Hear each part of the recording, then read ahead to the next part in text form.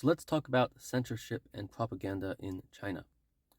I do think that people outside the country are unaware sometimes that things are not as censored as one may believe. Yes, there is censorship, particularly about subjects like Taiwan and Xinjiang, and by saying that I believe in these things, I will probably get comments saying that I am wrong on those issues. However, I do think the media in China is way more open than it was in the 1970s. In the 1970s, only one or two movies were allowed during the Cultural Revolution. Today, we have Baidu, which is like Twitter, X, where people just talk about whatever and they can get news from there.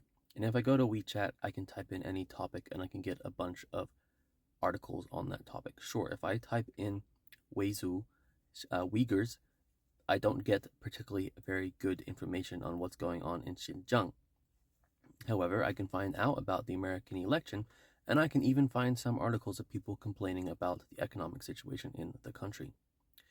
On the news side, we still have government run newspapers like Xinhua and the Global Times. The Global Times is especially very anti-America, anti the status quo narrative, but we have seen the emergence of more open newspapers like Sixth Tone, which I particularly like. And while that still has some connections to the Shanghai government, it is quite a good newspaper in terms of just getting cultural stuff about China. So if we compare this to America and England, our countries too once were slightly censored over the past 200, 300 years. It has been an evolution. During the run-up to the Civil War in America, anything about the South breaking away was also censored. Just the same way as in China, saying that you want to overthrow the government is censored. And censorship in both countries kind of works the same way, is that they allow the people who they believe to be smart enough, educated enough, access to the information outside of the status quo. For example, the Chinese government knows that people who've been abroad or work in companies that work with abroad use VPNs to access Google, to access CNN. In the same way, in America, traditionally, we only had access to a few news programs, Fox News, CNN, MSNBC. For some people in this country, that is still how they live because they don't really use cell phones as much, or they don't download TikTok.